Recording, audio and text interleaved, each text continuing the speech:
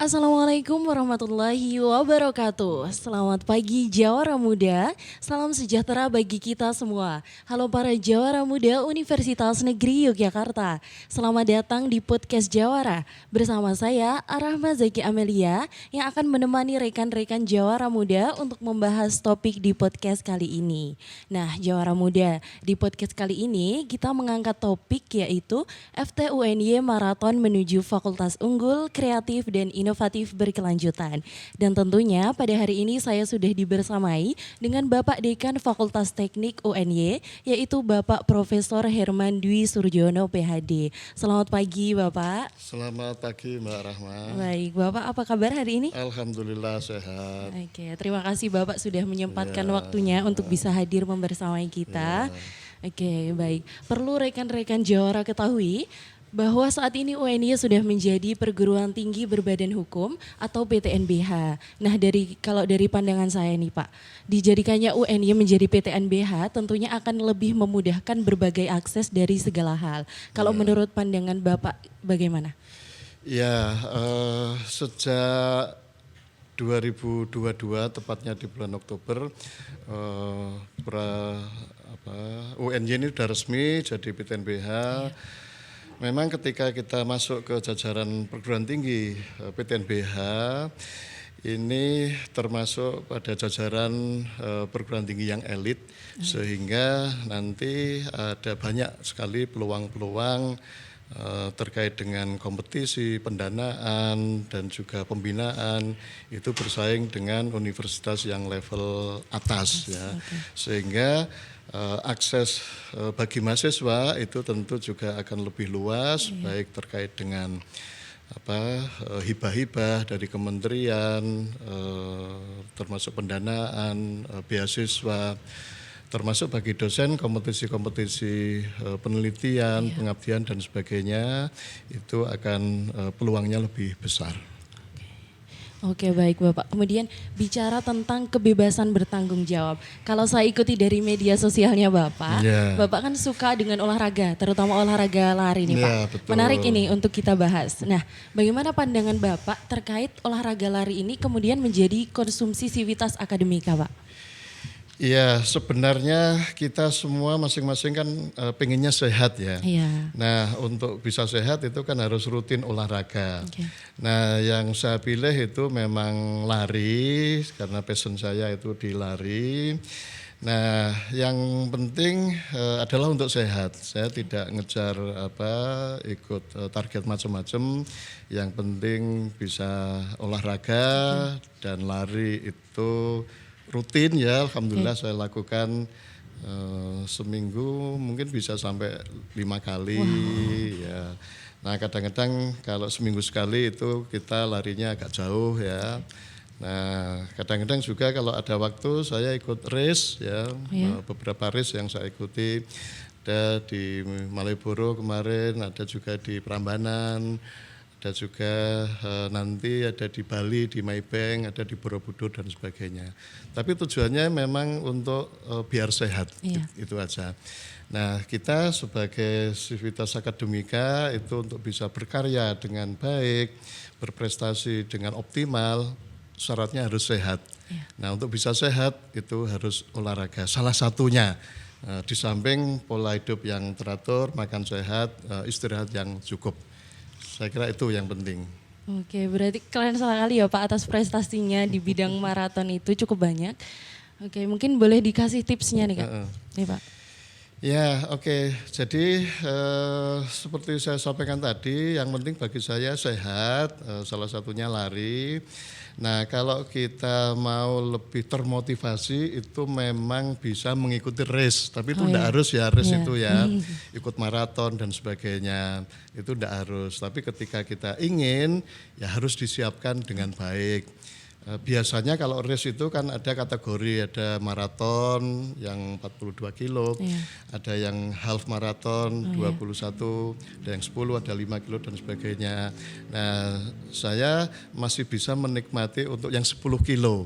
Nah untuk target 10 kilo ya kita harus kita planning, latihan, seminggu sekian kali dan tidak dipaksakan. Yang penting ketika latihan kita harus menikmati. Yang penting enjoy, karena olahraga seperti apapun kalau kita tidak enjoy kita akan nggak dapatkan manfaat yang optimal. Jadi kita harus rutin latihan dan menikmati. Ya, itu baca intinya, menikmati. Berarti Bapak sudah rutin ya untuk mengikuti itu, race juga? Ya, untuk race memang ya sebenarnya saya belum terlalu lama ya aktif di lari, ya mungkin 2 tahun terakhir ini aja. Memang banyak race itu, tapi saya tidak ambil semuanya, hanya yang kira-kira saya mampu, saya suka, itu ada yang saya ambil. Ya sementara masih di dalam negeri, nggak tahu nanti mungkin suatu saat bisa ikut race yang internasional yang di luar negeri. Ya nggak tahu nanti kalau ada waktu. Yang jelas race itu hanya untuk memotivasi saya agar bisa rutin lari. Karena kan nggak lucu kalau ikut race terus di tengah jalan mandek gitu karena nggak kuat dan sebagainya. Ya untuk memotivasi itu saya ikut race dan latihan rutin. Oke, mungkin teman-teman Jawara di luar sana juga banyak yang ingin ikut race atau mungkin bagi pemula, apakah ada tantangan tersendiri Pak untuk ikut race itu? Iya, sebenarnya yang penting latihan konsisten itu aja tantangannya. Jadi sering kita ingin ikut race, ikut punya target tertentu, tetapi halangannya kadang-kadang latihan yang rutin. Itu yang menjadi sering tantangan kita. Terutama yang mungkin kita sibuk jam segini harus sudah berangkat kerja dan sebagainya. Tapi memang harus di slot waktunya harus dialokasikan. Katakanlah misalnya saya jam 7 ini kan harus sudah berangkat meninggalkan rumah, harus ke kampus. Nah maka saya harus planning habis subuh 1 jam. Nah itu saya pakai untuk lari. Ya, jadi 1 jam itu enggak full lari 1 jam, tapi 15 menit untuk pemanasan, kemudian setengah jam larinya, kemudian 1/4 jam lagi untuk pendinginan. Itu kalau seminggu 4 kali gitu ya. Nah yang hari Minggu karena waktunya agak longgar biasanya saya lari agak jauh, mungkin kadang 15 kilo.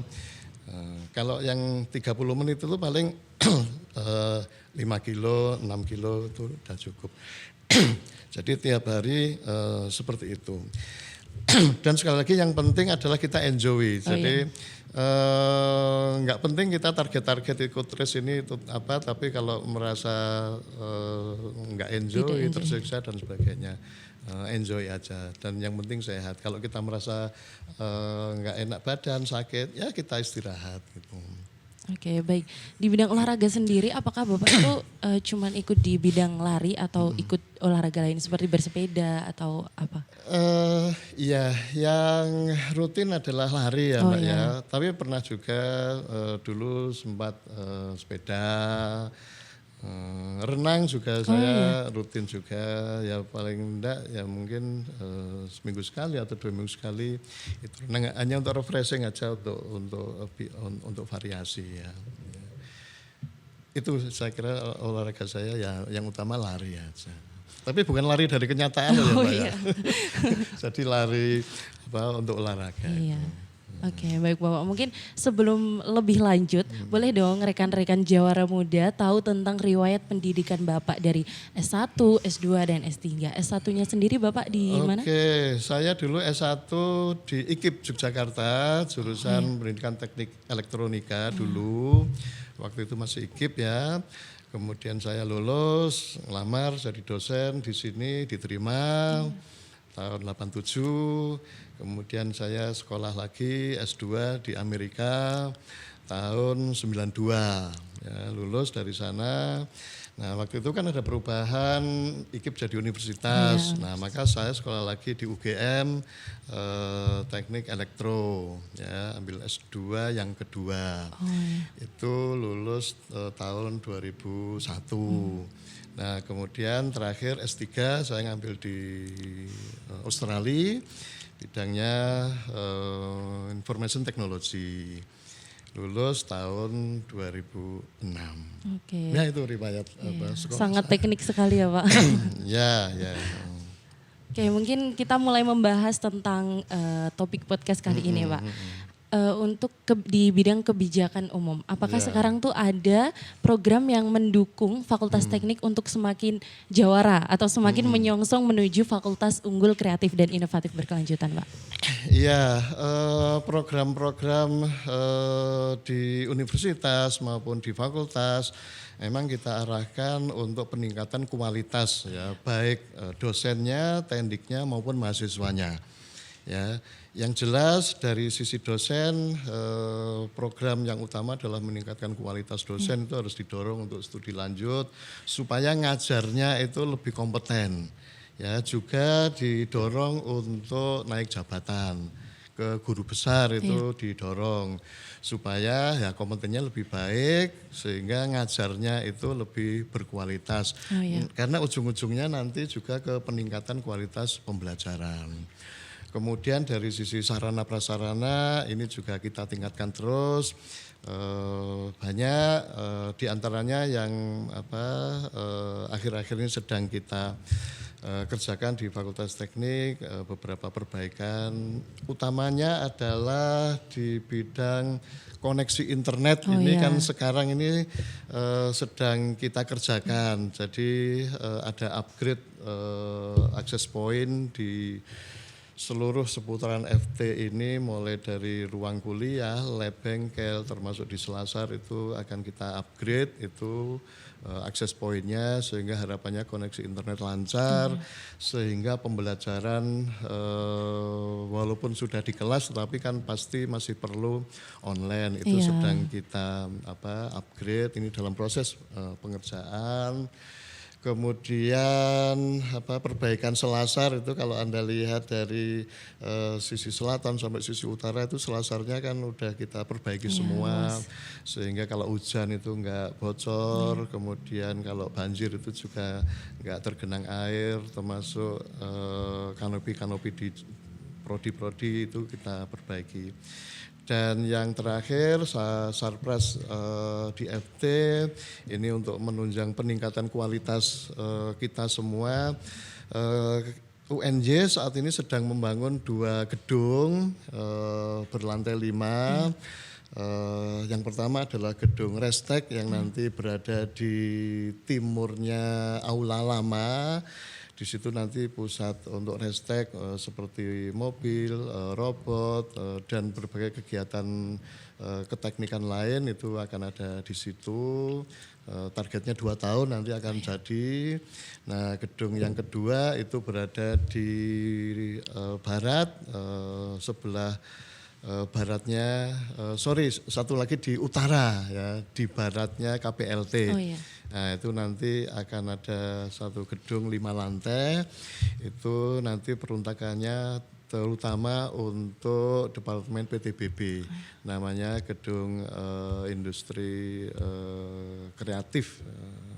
Ya itu nanti di sana untuk fasilitas Fakultas Teknik dan utamanya juga untuk peningkatan kualitas pembelajaran kita, lab di bengkel dan sebagainya, ini sekarang kita upgrade terus. Oke, berarti terkait fasilitas sudah banyak peningkatan ya Pak? Iya. Kalau dari programnya sendiri apakah sudah ada atau belum? Iya, untuk program-programnya tentu juga dari sisi dosen ini kita optimalkan terus hibah-hibah penelitian untuk dosen baik internal UNJ maupun hibah-hibah dari kementerian ini kita dorong terus, termasuk untuk PPM. Nah untuk mahasiswa ini juga terbuka lebar, luas, jadi ada banyak tawaran hibah-hibah dari kementerian terkait dengan MBKM, termasuk kegiatan-kegiatan lain yang diwadahi melalui unit kegiatan kemahasiswaan baik di tingkat fakultas maupun di universitas. Jadi intinya silakan mahasiswa untuk berkiprah ya, berbagai kegiatan sudah diwadahi di berbagai unit kegiatan mahasiswa. Oke baik Bapak, berarti sudah banyak peningkatan itu tadi. Apakah ada tips untuk para jawara muda agar bisa ikut meningkatkan level up gitu Pak? Ya, oke untuk teman-teman mahasiswa, terutama mahasiswa baru yang angkatan Iya. 2023, ini kan sudah ada yang namanya peraturan rektor terkait dengan penghargaan ekstrakurikuler mahasiswa. PEM. Iya, PEM. Itu nanti dijelaskan bahwa mahasiswa nanti didorong untuk mengikuti berbagai kegiatan kemahasiswaan. Kalau nggak salah ada 4 kategori Oh, iya. itu, mulai dari peningkatan prestasi, kemudian wirausaha, kemudian keorganisasian, dan seterusnya. Itu silakan dilihat di sana. Jadi ibaratnya mahasiswa itu nanti kalau lulus dari UNY ini tidak sekedar mendapatkan ijazah dan transkrip, kalau itu memang udah dari dulu seperti itu, tetapi juga mendapatkan semacam sertifikat Oh, iya. penghargaan karena telah mengikuti berbagai kegiatan-kegiatan kemahasiswaan itu. Jadi mahasiswa silakan didorong untuk mengikuti, memilih sesuai dengan passionnya. Silakan yang suka dengan robotik, suka dengan penelitian, atau bahkan suka di broadcasting itu silakan di tingkat fakultas FT ini atau mungkin di tingkat universitas itu juga ada banyak. Tapi yang perlu diingat adalah bahwa studi yang utama itu jangan sampai ditinggalkan. Ya. Jadi yang utama adalah kegiatan inti, belajar, kemudian yang kedua mahasiswa harus bisa mengoptimalkan potensi diri mereka. Karena saya yakin tiap mahasiswa itu punya potensi yang bisa dikembangkan melalui berbagai unit kegiatan mahasiswa tersebut. Oke, baik, keren sekali ya Bapak. Kemudian untuk topik yang mungkin hangat ini Bapak. Sekarang kan sudah banyak mahasiswa 2023 yang berdatangan. Mungkin ada terobosan dari FT untuk menyikapi hal tersebut. Ya, jadi dengan berbagai kegiatan itu kita mengharapkan sekali mahasiswa untuk aktif di berbagai kegiatan itu.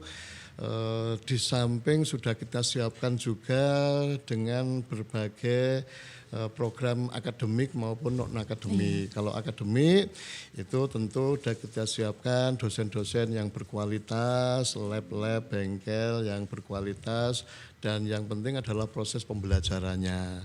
Dan juga sudah kita siapkan berbagai program yang untuk meningkatkan kualitas mahasiswa melalui hibah-hibah penelitian, PKM, dan berbagai lomba-lomba untuk peningkatan prestasi. Dan juga surprise tadi ya mau tidak mau karena kita bangun sekarang yaitu untuk menyambut mahasiswa baru kita. Oke baik, begitu ya Bapak. Kemudian saya dengar ini sekarang FT ini sudah membuka program doktor. Iya. Iya, artinya sesuai ya dengan aktivitas Bapak tadi, maraton sekali perkembangannya. Kemudian mungkin itu bisa dijelaskan Pak terkait program dokter di FT. Iya, tahun ini Fakultas Teknik sudah mulai menerima mahasiswa baru untuk program S3 Ilmu Teknik. Oh, iya. Ya, jadi ilmu teknik ini di fakultas kita, Fakultas Teknik ini mempunyai konsentrasi yang cukup banyak untuk mewadahi teman-teman yang ada di departemen. Ada konsentrasi teknologi informasi, elektronika, elektro, ada mesin, ada otomotif, ada sipil, arsitektur, teknologi industri. Semua kita wadahi tetapi dalam prodi ilmu teknik. S3 ilmu teknik. Dan yang luar biasa animonya itu sangat tinggi. Ini menunjukkan itu memang masyarakat itu sangat membutuhkan dengan kehadiran S3 ilmu teknik di FT UNY ini. Dan ini pembelajaran ini sudah berlangsung dan harapannya ke depan mereka bisa selesai dengan lancar dan harapannya masyarakat lain yang belum mendaftar tahun depan itu bisa mendaftar. Oke, mungkin itu hanya untuk mahasiswa UNY atau untuk seluruh Indonesia, Pak? Untuk seluruh Indonesia. Jadi kita buka prodi S3 Ilmu Teknik itu terbuka tidak hanya Indonesia, termasuk luar negeri. Kita sosialisasi juga untuk siapa saja bahkan dari luar negeri untuk mari silakan untuk mendaftar di S3 Ilmu Teknik. Terutama untuk calon-calon mahasiswa yang berasal dari staf dosen, itu kan yang namanya dosen itu kan mau tidak mau harus sekolah S3. Iya. Nah daripada bingung ini dosen-dosen dari perguruan tinggi lain, ini S3 Ilmu Teknik ada di mana nih? UNY itu adalah salah satu pilihan yang tepat karena konsentrasinya ini mengakomodasi ada berbagai bidang. Ya, seperti yang saya sebutkan tadi. Oke, keren sekali ya Bapak. Kemudian saya lihat di depan FT itu juga ada banner terkait profesi insinyur. Iya, mungkin itu boleh dijelaskan Pak. Iya, jadi PSPPI Program Studi Profesi Insinyur ini memang awalnya dulu inisiasinya dari Fakultas Teknik karena yang namanya insinyur itu kan ya terkait dengan teknik gitu ya. Nah sudah berjalan sekian tahun, sudah menghasilkan banyak lulusan. Jadi sekarang keberadaan strukturnya walaupun dosen-dosennya itu semua itu dari Fakultas Teknik tapi secara kelembagaan sekarang sudah berada di universitas. Ya, jadi langsung di bawah Direktorat Pendidikan Kompetensi dan Profesi. Jadi satu rumah dengan PPG. Karena memang itu jenis profesi. Tetapi kaprodinya, semua dosen-dosennya itu adalah dari Fakultas Teknik. Ya, itu juga terbuka untuk siapa saja teman-teman yang ingin mendapatkan kompetensi tambahan di bidang profesi insinyur. Itu silakan terbuka untuk mendaftar di sana. Di sana sudah ada syarat-syaratnya harus ada 2 jalur kalau nggak salah, ada jalur RPL, ada yang jalur reguler. Oke, berarti sudah berjalan lama ya Pak itu? Sudah berjalan cukup lama. Oke, kemudian kita beralih mengenai UKT nih Pak. Sudah menjadi hal umum, mahasiswa itu pasti berkaitan dengan UKT. Nah, di tahun 2023 ini bagaimana pemetaan dan gambarannya Pak? Mungkin boleh disampaikan. Iya, UKT itu memang kebijakan dari nasional, tetapi perlu diketahui bahwa seseorang mahasiswa itu memilih level jenjang UKT tertentu itu tergantung dari orang tuanya orang tuanya, penghasilan orang tuanya, keluarganya. Kalau penghasilan orang tuanya itu tinggi, tentu UKT-nya tinggi gitu ya, level-level atas, menengah dan seterusnya. Bahkan sampai level yang paling bawah itu kan bisa dapat gratis. Nah, itu sudah menjadi kebijakan nasional. Nah, tetapi memang besarannya itu tiap universitas memang beda. Nah, UNY ini termasuk rendah ya, nominal UKT kalau dibanding dengan perguruan tinggi PTNBH yang lain ini termasuk rendah. Nah, di samping itu yang unik dari UNY ini terkait dengan UKT yang mungkin tidak ada di universitas lain. Jadi ada kebijakan di UNY di awal mau pembayaran itu ada penyesuaian UKT. Karena bisa jadi ketika di awal ditentukan mahasiswa ini UKT-nya di level sekian-sekian, tapi seiring perjalanan waktu itu kan mungkin ya ada musibah atau ada halangan, orang tuanya mengalami ini itu dan sebagainya. Nah, ini UNY memfasilitasi ada penyesuaian. Ya, penyesuaian itu artinya bisa diusulkan dengan bukti-bukti yang kuat, mungkin orang tuanya maaf mungkin meninggal atau kena musibah iya. apa itu bisa disesuaikan Diajukan di gitu.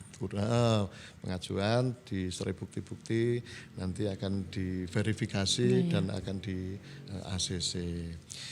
Juga kebijakan berlaku mungkin untuk mahasiswa yang mau habis ya masa studinya atau mungkin tinggal skripsi, tinggal tesis. Iya. Nah itu ada juga skema untuk pengurangan UKT, penyesuaian UKT juga sehingga tidak harus membayar penuh. Itu sudah ada biasanya itu akan disosialisasikan kepada seluruh mahasiswa. Oke, berarti dengan UKT yang rendah itu bukan artinya bukan memiliki fasilitas yang rendah juga, Pak, Bukan, ya. ya. Nah, mungkin bagaimana terkait peningkatan sumber daya di FT, Pak, Ya. dengan UKT seperti itu? Oke, jadi mahasiswa dari sekian banyak ada sekian level UKT itu kalau sudah masuk di kelas dosen itu nggak tahu ini mahasiswa Oh, iya. UKT berapa itu nggak tahu. Jadi kami sebagai dosen itu ngajar itu ya sama. Apakah dia UKT-nya sekian itu nggak tahu. Yang tahu ya dia sendiri dan bagian keuangan. Kami dosen itu nggak tahu terkait dengan dia di UKT berapa. Jadi kami mengajar mereka itu adalah sama, memberi fasilitas yang sama kepada mereka, pelayanan yang sama baik di kelas maupun di bengkel, di lab. Kita harus mempunyai standar yang tinggi terkait dengan pembelajaran, baik praktek maupun teori.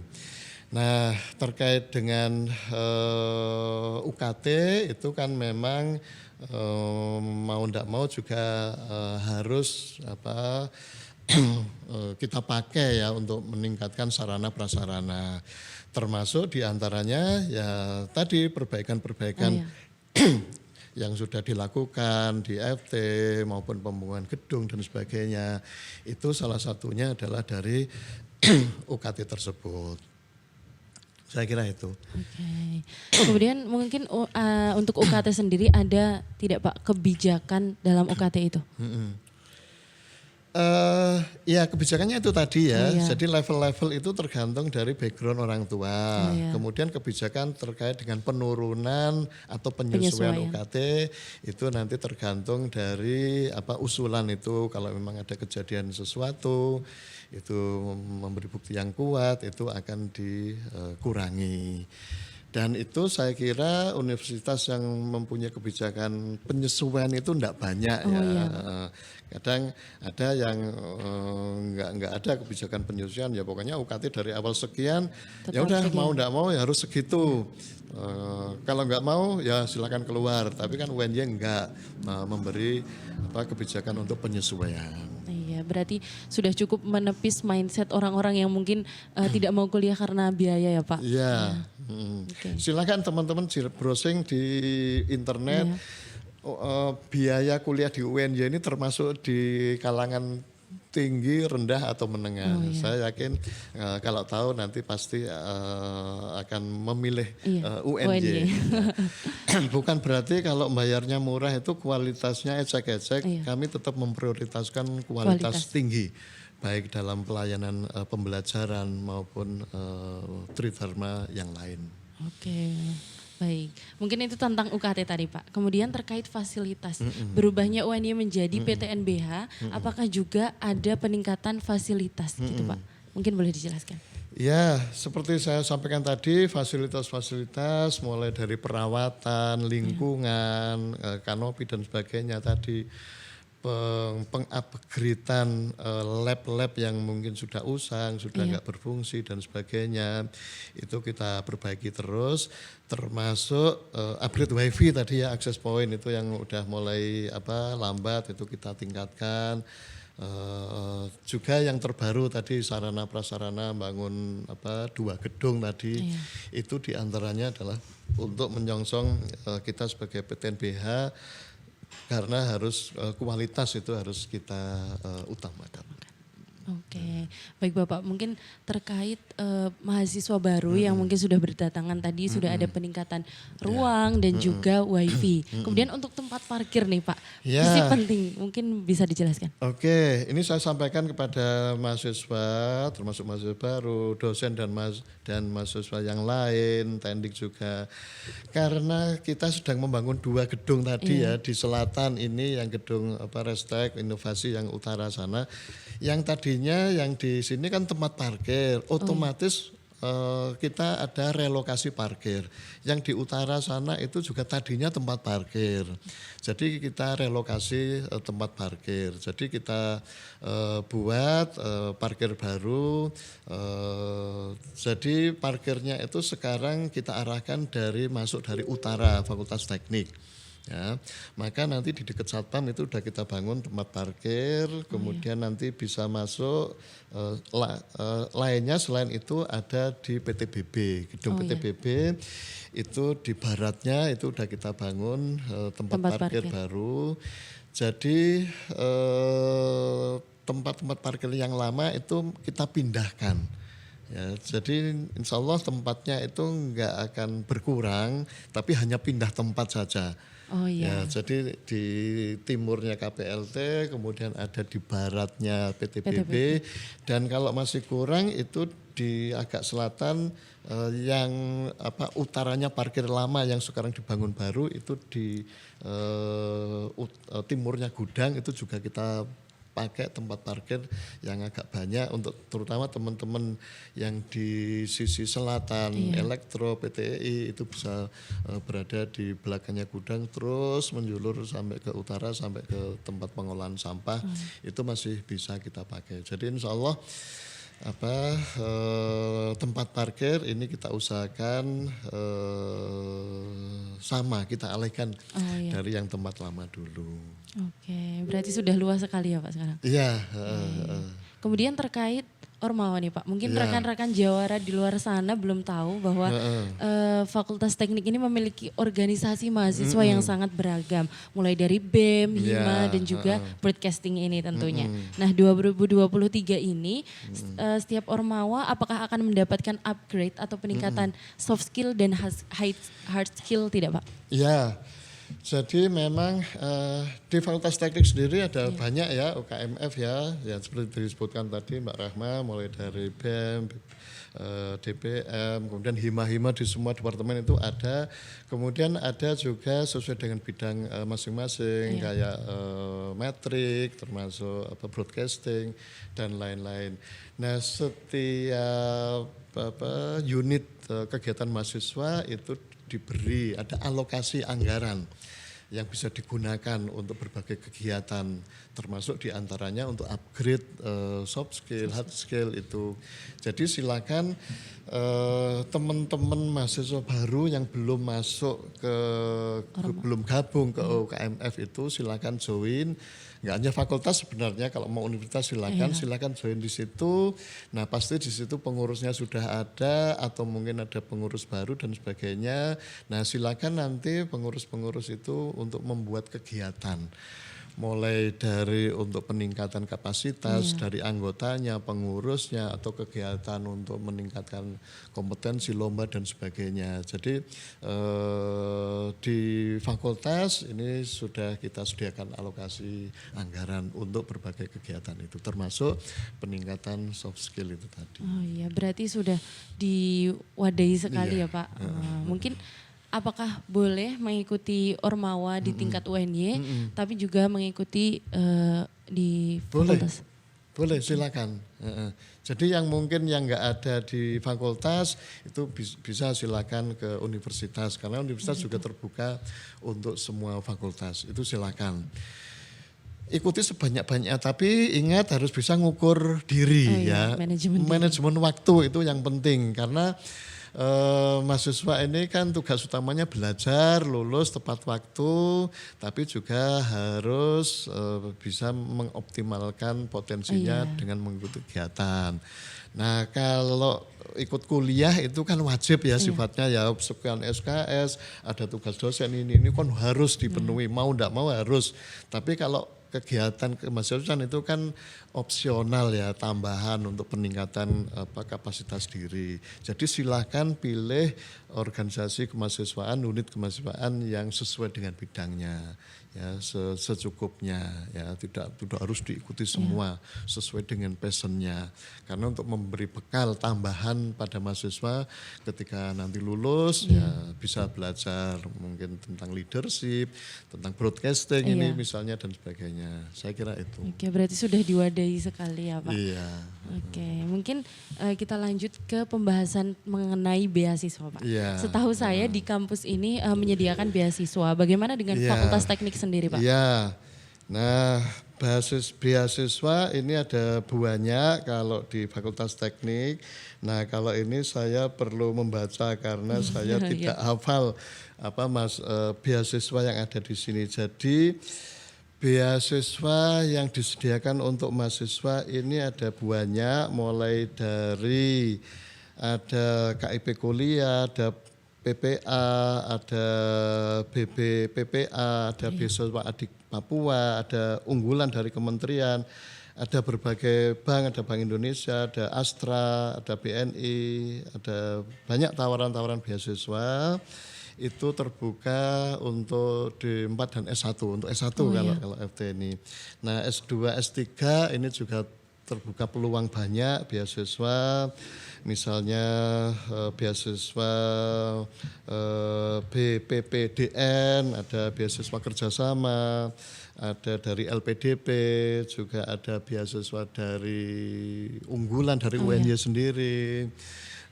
Termasuk kita kasih fasilitas lulusan-lulusan S1 kita dari UNY kalau mau ke S2 atau S3 di UNY juga yang satu fakultas itu akan mendapatkan beasiswa unggulan juga ya di free SPP, dan peluang-peluang kerjasama yang lain itu terbuka lebar.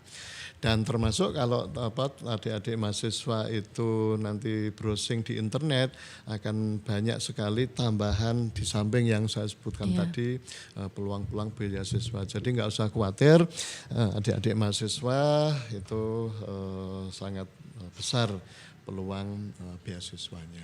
Oke, baik, berarti sangat ini ya Pak, sudah terstruktur ya. Kemudian untuk beasiswa itu sendiri, apakah bisa mendaftar misal 2 beasiswa gitu Pak? Iya. Nah, beasiswa kalau dari sumber yang sama itu biasanya memang tidak bisa ya, karena nanti istilahnya double counting gitu ya. Tapi kalau dari lembaga lain yang independen sejauh memang tidak mensyaratkan ya. Karena biasanya lembaga pemberi beasiswa itu mensyaratkan tidak boleh dapat beasiswa lain gitu. Ya itu harus diikuti aja. Jadi jangan sampai menyalahi aturan. Itu aja yang penting. Jadi silakan explore, cari peluang-peluang beasiswa. Ya, termasuk di FT ini kan ada yang namanya dual degree ya. Jadi teman-teman mahasiswa yang di prodi yang saat ini sudah berlangsung itu S2 PTEI itu kan ada dual degree dengan NCU Taiwan. Jadi S2 itu kan 2 tahun, setahun kuliah di UNY, nah kemudian setahun kuliah di Taiwan. Iya. Karena dual degree itu akan mendapatkan 2 gelar.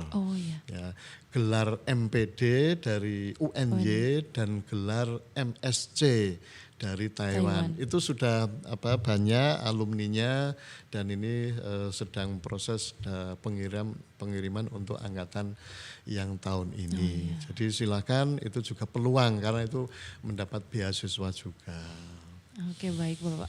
Mungkin kita ternyata sudah berada di akhir episode nih Pak. Mungkin ada closing statement dari Bapak untuk teman-teman rekan Jawara di luar sana.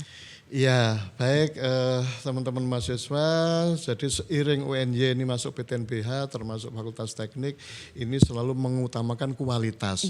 Maka dari sisi dosen kami berusaha peningkatan kualitas ya. Dosen harus mengupgrade ilmunya sampai jenjang S3, bahkan harus sampai guru besar. Dan fasilitas-fasilitas kita upgrade terus, termasuk alat-alat, pembangunan gedung dan sebagainya. Maka mahasiswa itu silakan mengoptimalkan ya belajarnya, kemudian ikut kegiatan yang bermanfaat untuk meningkatkan optimalisasi potensi diri mereka, sehingga harapan para mahasiswa lulus dari FT ini menjadi lulusan yang berkualitas, bermanfaat nanti di masyarakat dan berkarakter baik. Ya, saya kira itu. Oke, baik Bapak, terima kasih banyak atas informasi dan juga ilmu barunya. Oke, mungkin sebelum saya tutup, saya mau menyampaikan pantun ya Pak. Oke, jalan-jalan ke Kroya, jangan lupa membeli akik. Berubah menjadi PTNBH, semoga FT semakin baik. Oke, saya Arama Zeki Amelia pamit undur diri, sampai jumpa di episode selanjutnya. Salam Jawara. Wassalamualaikum warahmatullahi wabarakatuh. Waalaikumsalam warahmatullahi wabarakatuh.